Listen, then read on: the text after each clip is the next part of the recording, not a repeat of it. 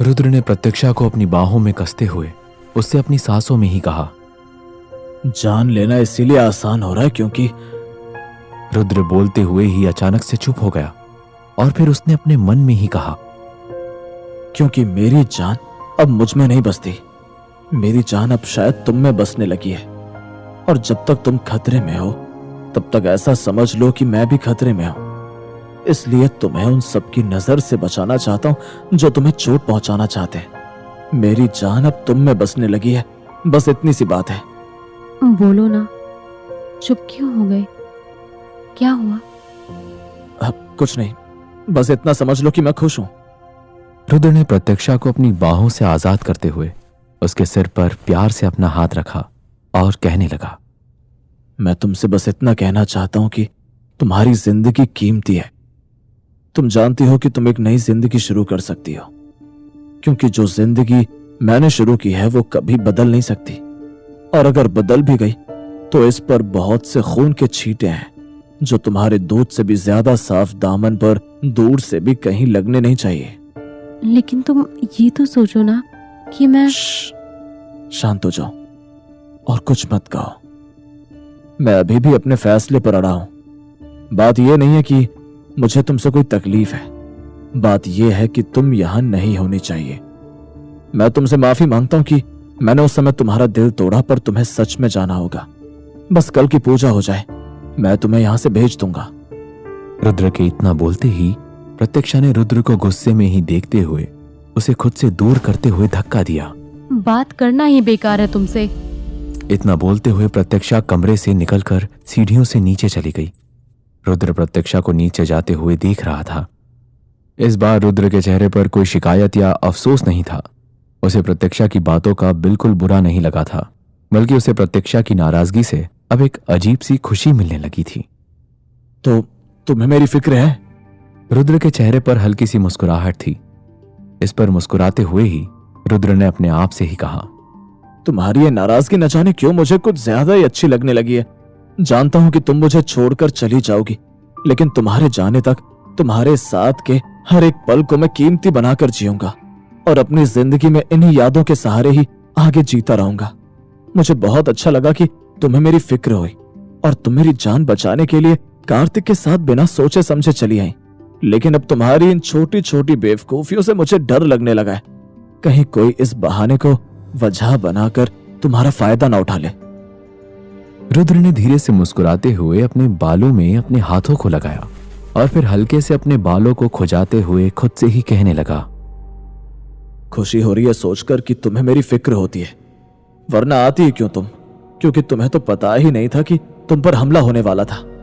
जानकर अच्छा लग रहा है, ऐसा लग रहा है कि पहली बार कोई दिल से मेरी फिक्र कर रहा है, वरना तो लोग सीधे यही बोलते हैं कि रुद्र को कुछ नहीं हो सकता, जैसे मैं पत्थर का हूं।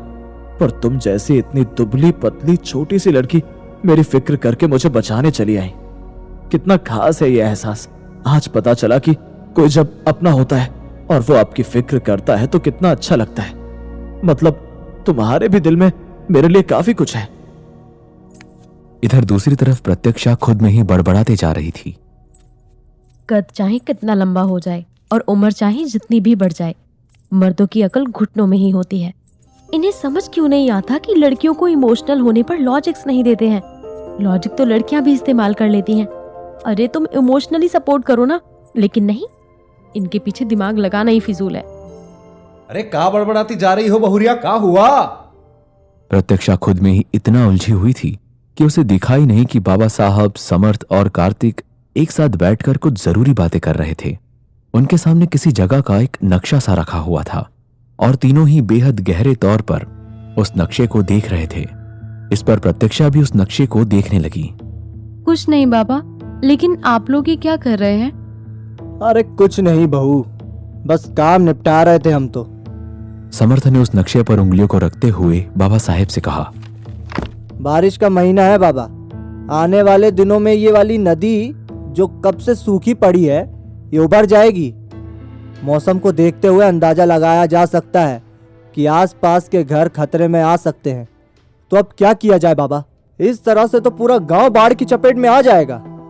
बांध बनाने का काम भी चल ही रहा है बाबा, लेकिन अगर बांध के भी ऊपर कोई खतरा हुआ फिर तो ये बांध भी अचानक से आने वाले पानी को नहीं रोक पाएगा। पिछले साल तो सब कुछ करने के बावजूद बाढ़ आ गई थी। बाबा, घरों को बचाया भी जाए तो कैसे? मिट्टी के घर हैं, पानी की हल्की सी सीलन मिलते ही भर भरा के गिरते हैं। ऐसे में आमतौर पर नदी के कटाव से जमीन और घर सब उनके चपेट में चले जाते हैं। गांव खाली करवा भी लें तो लेकर भी कहाँ जाएंगे सबको। और इस बार तो बांध बनवाने के बाद भी अगर खतरा हुआ तो उसके लिए हमें तैयार रहना होगा। सबका ध्यान उस नक्शे पर था। इस पर प्रत्यक्षा बाबा साहेब के पास आकर जमीन पर ही बैठ गई और उस नक्शे को देखते हुए बाबा साहेब से कहने लगी, बाबा, ये क्या है? मुझे तो कुछ समझ ही नहीं आ रहा। क्या आप मुझे बताएंगे कि इसमें नदी कौन सी है और बांध कौन सा है? इस पर कार्तिक ने प्रत्यक्षा को ताना मारते हुए कहा, हाँ, तो तुम्हें जानकर करना भी क्या है कि नदी कौन सी है और बांध कौन सा है। ये हमारे काम है, हम कर लेंगे। तुम्हें बीच में कूदने की क्या जरूरत है? जाकर अपना खाना खाओ और खेलो कूदो जाकर। इन सब में पढ़ने की कोई जरूरत नहीं है तुम्हें। कार्तिक की बात पर प्रत्यक्षा ने उसे घूर कर देखा और माथा समेटते हुए उससे पूछने लगी, खेलूं कूदूं? तुम्हें मैं 4 साल की दिख रही हूँ? दिखती तो ऐसी ही हो। बीच में ना पढ़ो अब। ये सब दिमाग वाले काम है और तुम्हारी जगह रसोई में है।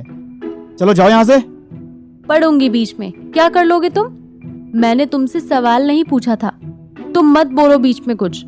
मैंने बाबा से सवाल पूछा है और रसोई इतनी ही पसंद है तो तुम खुद जाकर वहाँ बैठो ना। अरे, और तुम होती कौन हो बाबा से कोई सवाल पूछने वाली? हम बाबा से कुछ नहीं कहते तो तुम कौन होती हो?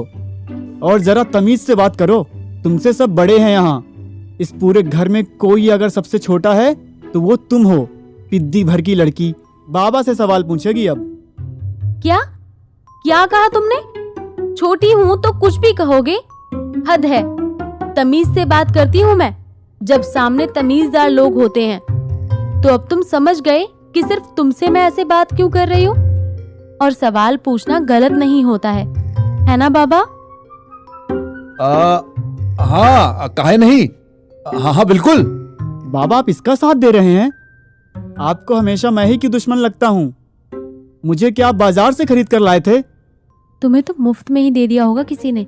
खरीदने बेचने जैसा बड़ा काम थोड़ी ही किया होगा। बोली लगाने जैसा तुम में है ही क्या? देखो, तुम अपना मुंह बंद कर लो अब। इससे पहले कि प्रत्यक्षा और कार्तिक आपस में बहसबाजी शुरू करते, समर्थ ने दोनों को ही बीच में रोकते हुए दोनों को ही डांटा। ओफो, चुप हो जाओ दोनों। बहू, तुम इधर देखो। ये जो लंबा सा खींचा हुआ लकीर उधर जा रहा है ना, ये नदी है। आम तौर पर ये वाली नदी सूखी रहती है। और ये जो दूसरी लकीर दिख रही है ना, ये है हमारी वो नदी जो गांव के बाहर बहती है। यहाँ भी पानी रहता है लेकिन ज़्यादा नहीं। और ये जो बड़ा सा दिख रही है ना, ये वो बांध है जो बाहर से आने वाले पानी को रोकता है। क्योंकि बारिश का महीना है तो हमें हर बात की तैयारी करनी है। अब तुम बताओ कि तुम क्यों पूछ रही हो? ये सब केवल जानने में दिलचस्पी है या दिमाग में कुछ चल रहा है? ओह, तो दिमाग है इसके पास? हाँ, तो अपने घुटनों का इलाज करवा लो, दिमाग खुल जाएगा तुम्हारा भी। अगर आप लोग इजाजत दें तो क्या मैं कुछ बोल सकती हूँ? शायद मेरे पास इस परेशानी का इलाज है।